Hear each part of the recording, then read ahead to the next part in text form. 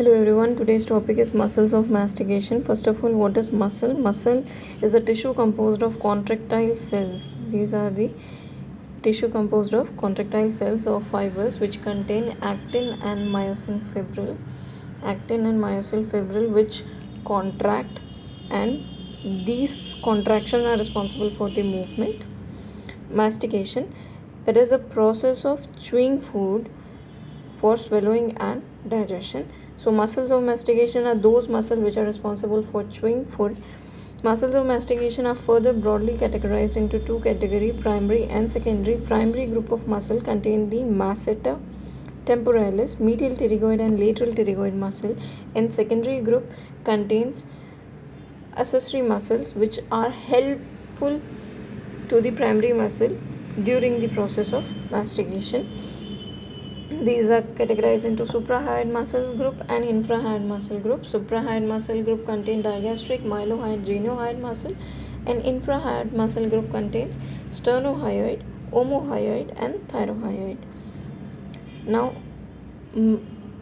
mastication is completed by a whole system, masticatory system, which includes the temporomandibular joint, movement in the mandible, teeth, and muscles of mastication. Now, primary muscles of mastication, outermost muscle which we see is masseter. Masseter, it is quadrilateral in shape, situated in a borderland between the face and parotid glands. Here is parotid gland, this is face. It is in between the parotid gland and the face. Arranged into three layers, fibers of the masseter get arranged into three layers: superficial, middle, and deep. Type of muscle, it is cruciate muscle. Cruciate means X-shaped fibers. Another example is sternocleidomastoid muscle. Attachment, attachment of the muscle, superficial layer attachment. But before we get into the attachment, first of all we know about the zygomatic arch. This is termed as zygomatic arch. Zygomatic arch contains the zygomatic process of zygoma, and this is temporal process of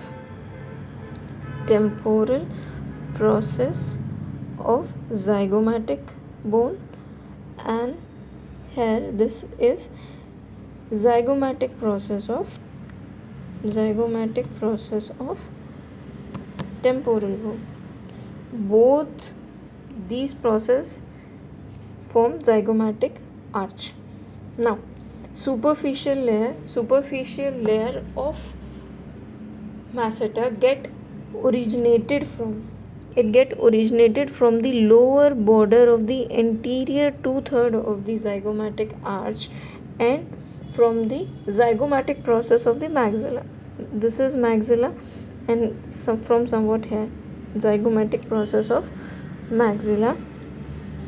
These fibers get originated, pass posteriorly downward into 45-degree, making a 45-degree angle, and get inserted onto ramus of the mandible on posterior side. Direction is at 45-degree posteriorly and downward direction. Fibers move from the lower border of the anterior 2/3 of the zygomatic arch, and from few fibers arise from the zygomatic process of the maxilla, and these fibers run downward making an 45-degree angle and run posteriorly, get inserted on the ramus of the mandible, on the outer surface of the ramus of the mandible on posterior aspect.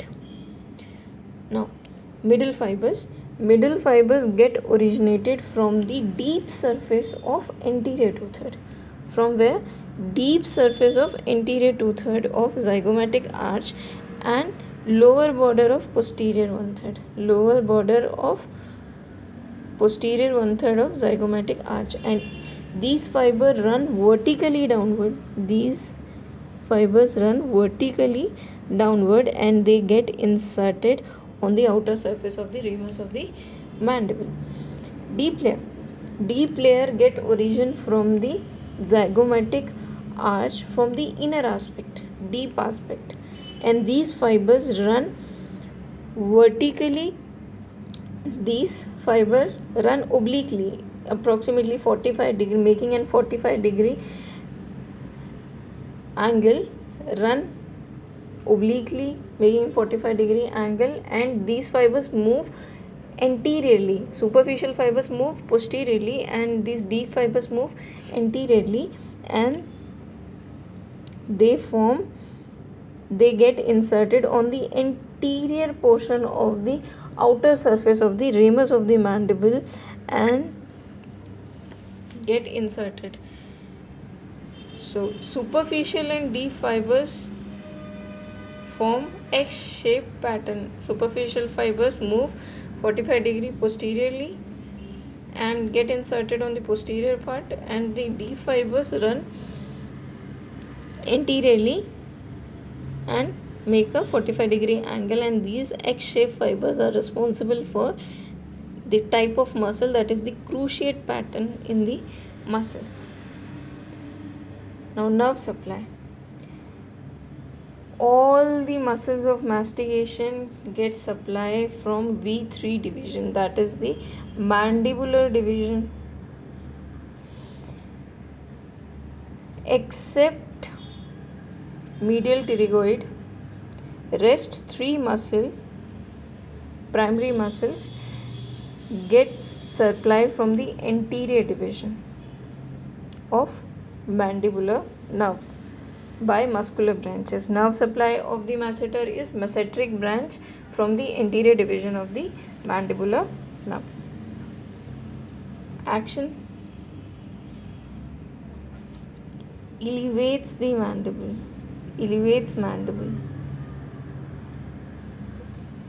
All 3 muscles except the lateral pterygoid muscles are responsible for elevating the mandible. These are anti-gravity muscles, and the superficial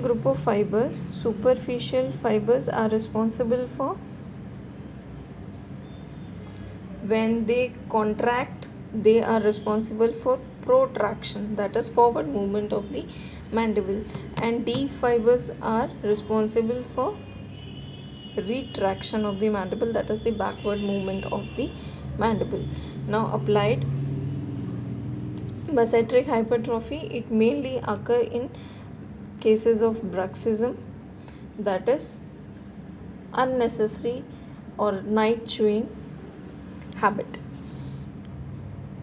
Now second is tonic spasm of both masseters leads to trismus, that is the locked jaw condition. It occurs in cases of tetanus and submasseteric space infections. Submasseteric space infection, when infected teeth is not treated, periapical infection may lead to submasseteric space infection. Now temporalis is a fan-shaped muscle.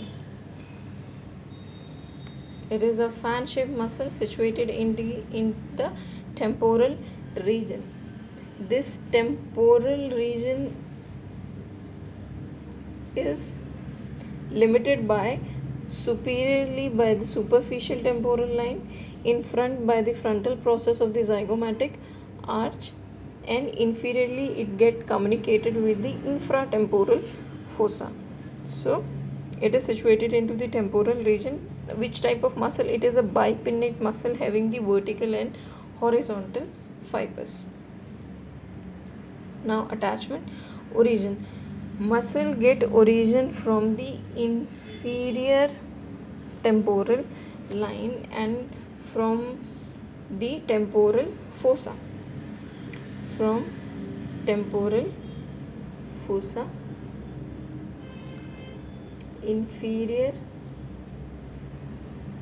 temporal fossa, below the inferior temporal line.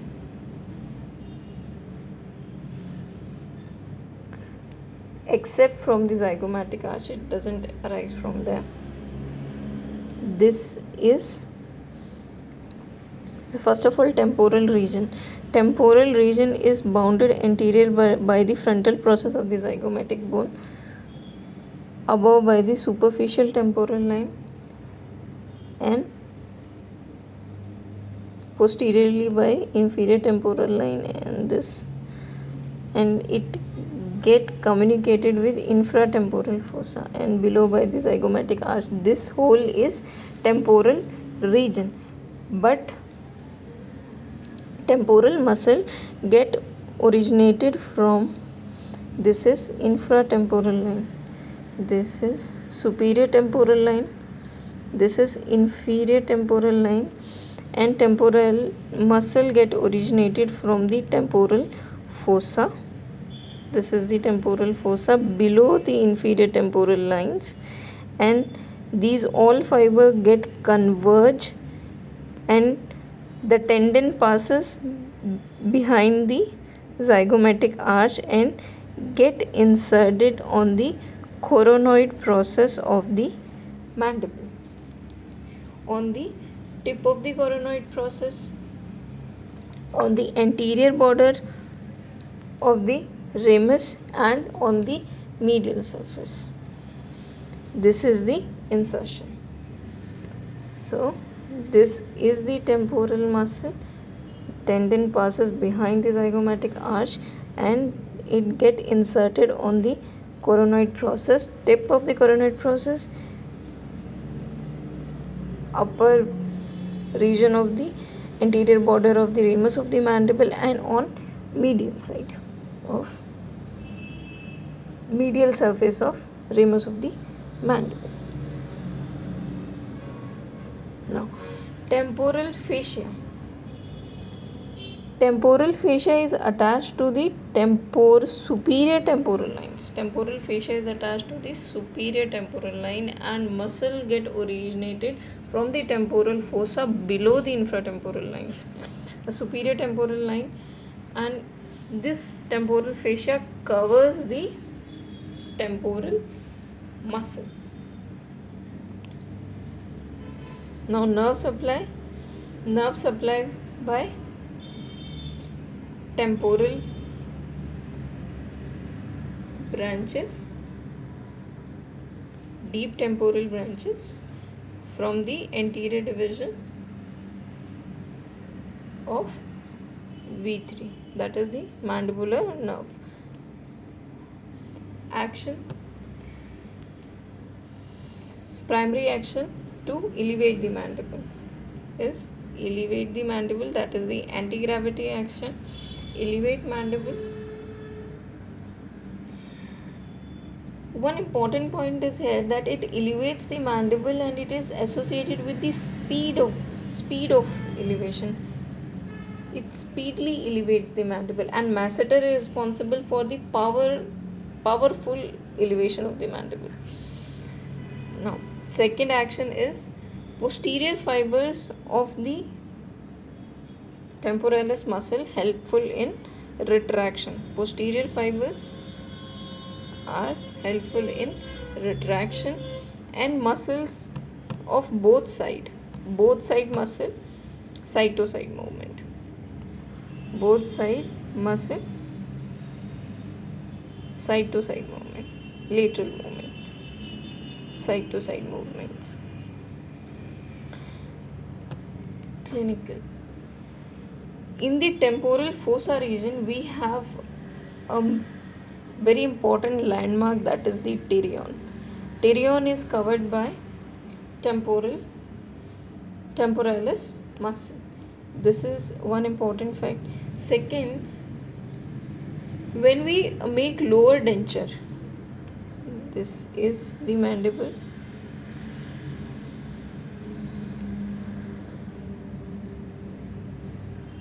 This is the coronoid process, and temporalis muscle get inserted at anterior border, upper aspect, and this is the third molar region. When we prepare the lower denture, The lower denture should not extend into the retromolar fossa to this retromolar fossa to prevent the trauma to the mucosa due to the contraction of the temporalis muscle.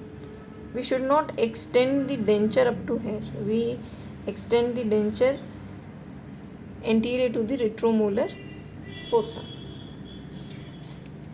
And third one is during the fracture cases of maxilla and mandible, mainly the fracture of the zygomatic arch. When there is a fracture of the zygomatic arch, then there is a plane exists between the temporal fascia and temporalis muscle, and this reduction of the zygomatic arch, fractured zygomatic arch, is done by introducing the elevator in between the fascia and the muscle, and this is termed as Gillies approach of reduction. Now lateral pterygoid muscle. Lateral pterygoid muscle is the only muscle which is responsible for mouth opening, that is responsible for the depression of the mandible, and therefore it is the key muscle. All three muscle, that is the masseter, medial pterygoid and the temporalis, these elevate the mandible. These are the anti-gravity muscle. Lateral pterygoid muscle along with the secondary muscles, secondary masticatory muscle, these are the suprahyoid group of the muscle and infrahyoid group of the muscle.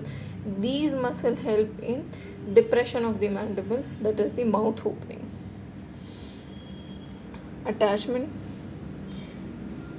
Now the lateral pterygoid muscle arises by two heads, upper head and lower head. Upper head arises from the infratemporal surface. The temporal region is connected with infratemporal region, है ना? Infratemporal surface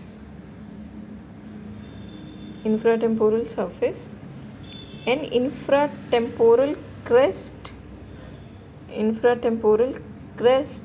of greater wing of the sphenoid bone.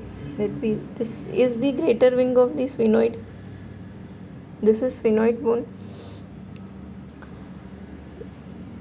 The upper head arises from the infratemporal crest and infratemporal surface of the greater wing of the sphenoid. It arises from here, upper head of lateral pterygoid muscle, and the lower head arises from the lateral surface of lateral plate of pterygoid, from lateral pterygoid plate on lateral surface, and lower head arises from here, upper head and lower head.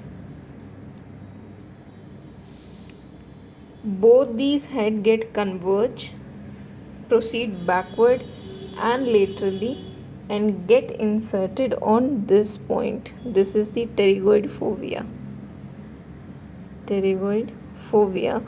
On the pterygoid fovea.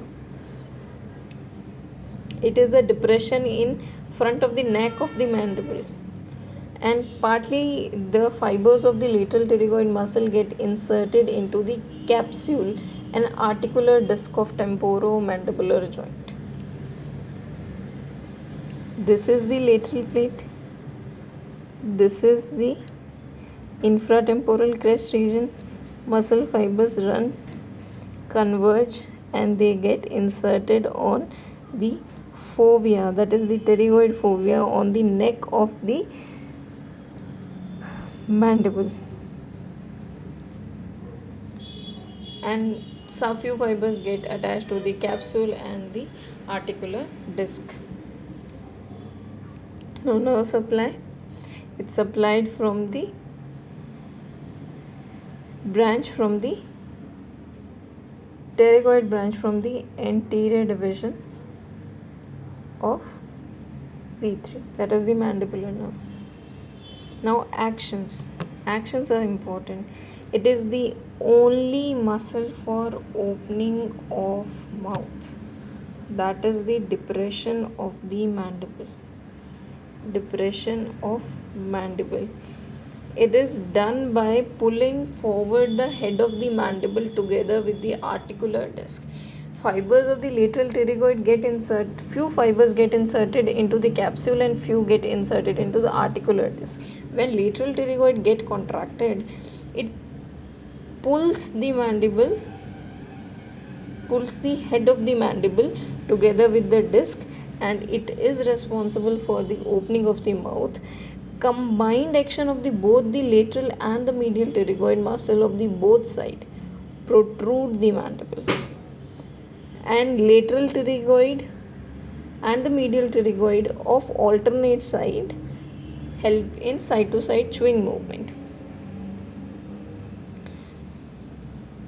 Few theories suggest that only the inferior head, that is the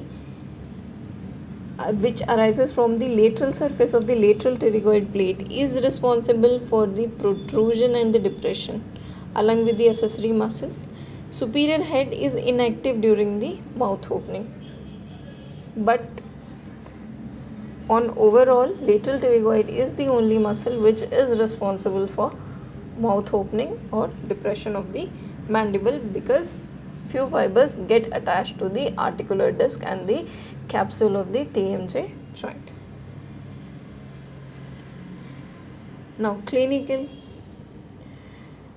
Sometimes when we give PSA, this is posterior superior alveolar nerve block, then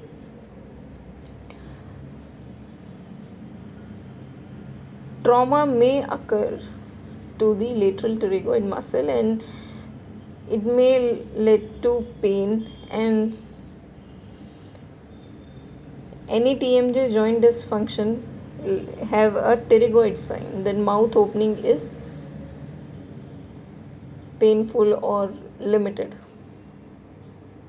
Now medial most muscle is medial pterygoid muscle. It is again a quadrilateral shaped muscle, have two heads of origin, that is deep and superficial head. Now attachment.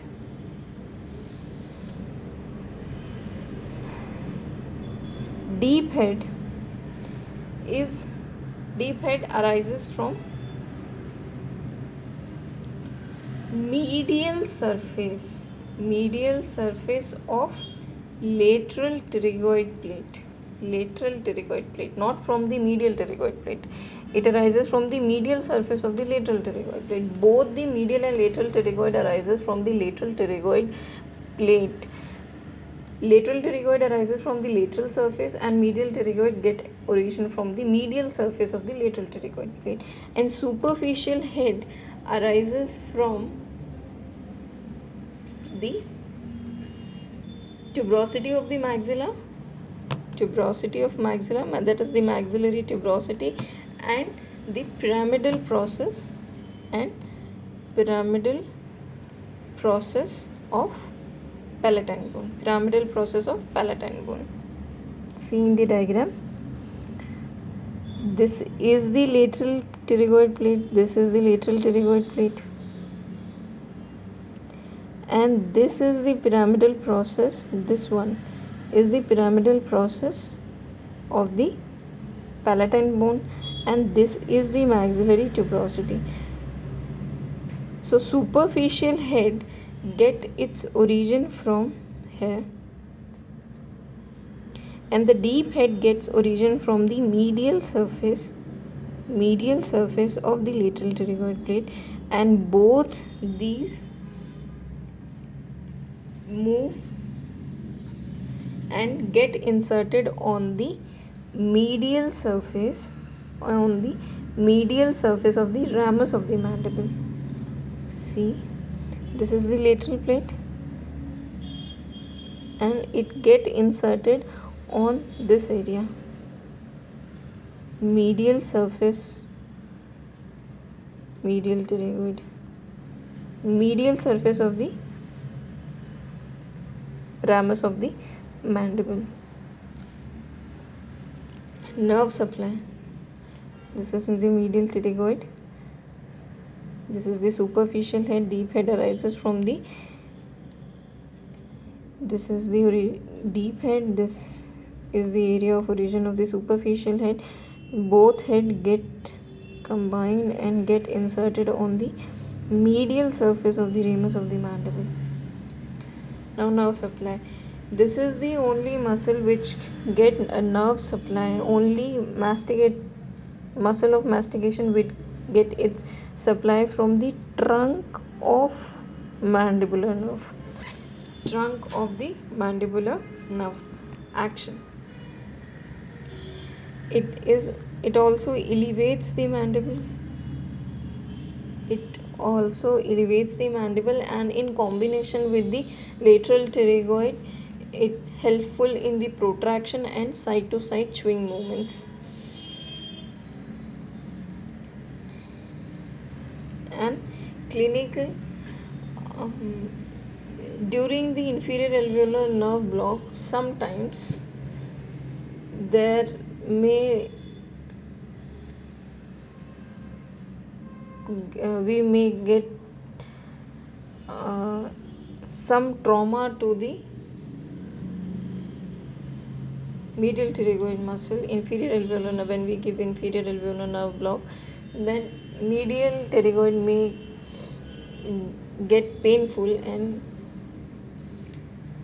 involve in myofascial pain dysfunction syndrome, that is the MPDS. Thank you.